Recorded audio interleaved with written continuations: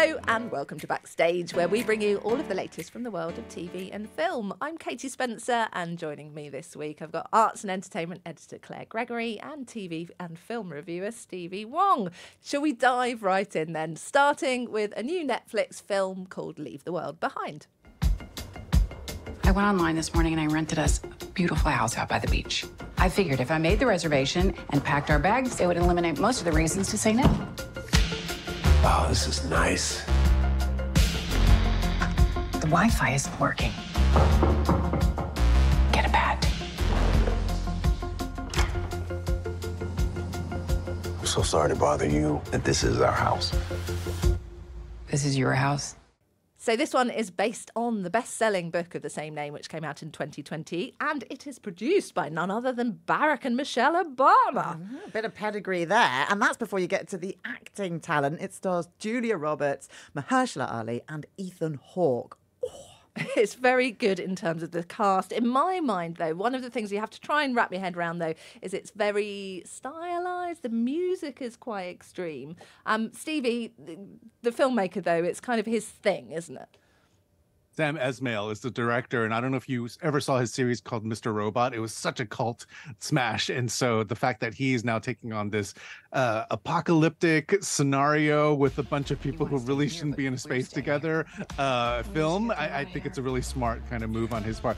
The film is kind of, I don't really know what to tell you about it. I don't want to tell you too much, actually. It just is very interesting to see these actors kind of like do their thing in a scenario that's like so crazy, and I think that's kind of the joy of watching this film. I quite like what you said, Stevie, that actually this is Julia Roberts playing, some people have said playing the ultimate Karen, haven't they? Yeah, definitely. Amanda is the ultimate Karen. And what would Karen be like in an apocalypse? You don't want to be in that space. So there you go. It does explore kind of what you'd be like without all your technology at your fingertips. So when I caught up with Julia Roberts and Myhala Herald, who is also in the movie, I asked them, you know, what would you be like in this situation? And they think they'd be okay. I think I'd be okay. Yeah. You figure it out. Right? Yeah. I'd be maybe like annoyed that I couldn't play my games on my phone anymore, but you find new games. Yeah. I'm going to teach Myhala how to read a map because I think that's the only element that's missing for her survival. Yeah. Thank you. Yes. That means I got the rest down pat. Yeah, you do. Okay, cool. Are you a decent map reader yourself then, Julia? You wouldn't be getting lost. I'm 56 years old. I grew up with like AAA triptychs where you turn the page on the map and you were like, oh, Dad, now we're going to get down here and at, Stone Mountain, we're going to go. I mean, I can do it. I was a Girl Scout. Come on. I am not just an actor. Tie a knot. Yeah. I can tie all kinds of knots. And Leave the World Behind is out now on Netflix. Moving on, though, to one that's out on Sky Cinema. It's May-December. It's such a pleasure to meet you. You are so sweet. We're so happy to have you. Thank you for doing this. It's so generous. Well, I want you to tell the story right, don't I? What would make a 36-year-old woman have an affair with a 7th grader? People, they see me as a victim. I wanted it.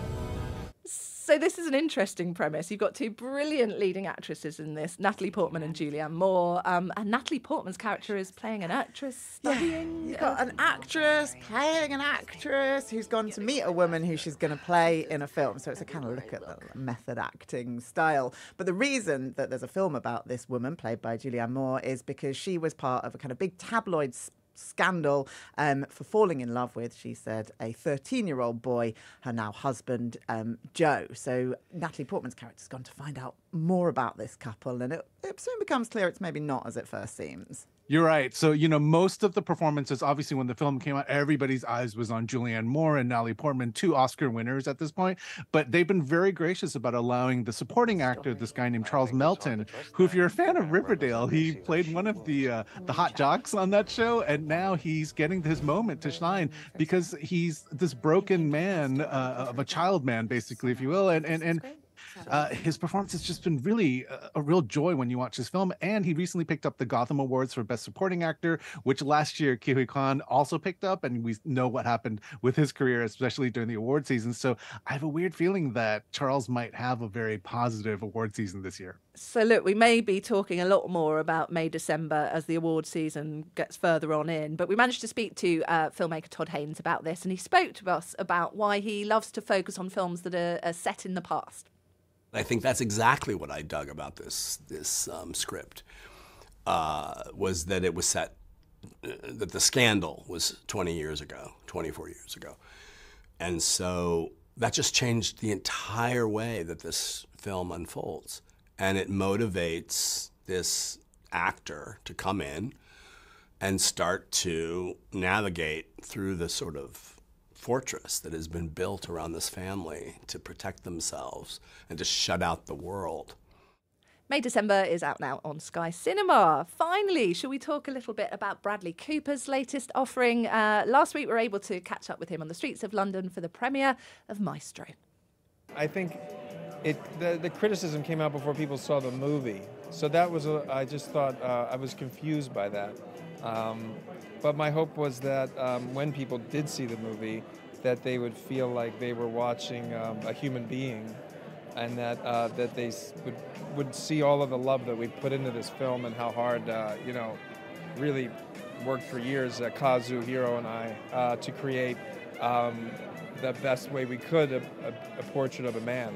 So my hope was that that's what would be the effect or the result of people seeing the film. So Claire, Bradley hasn't actually been able to talk about this because of the strikes, though, has he? Yeah, poor Bradley Cooper, because he directed the film and he co-wrote it. So you think, oh, great, once the writers were off strike, he could go and talk about it from that perspective. But actually he can't, because he also plays the lead, Leonard Bernstein.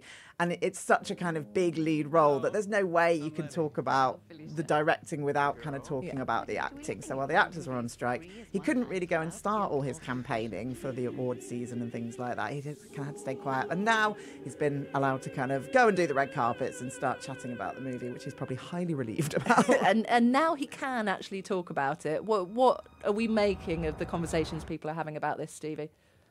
I mean, it's a real love story to a very creative man, but I think the other love story here is that, in the credits, he gives Carey Mulligan, who plays his wife, the top billing in this film. And it also gives you a hint of who the maestro really is in this relationship. And so I think it's just a real, gracious move on his part, because it could have very easily have been like Bradley Cooper starring in a Bradley Cooper movie, being a person that Bradley Cooper is playing, and he wasn't. And so it's just been really gracious kind of award season, and just seeing the two of them together, you can just see how much they respect and appreciate each other. And I think when nominations come out, there's just going to be a lot attached with Maestro.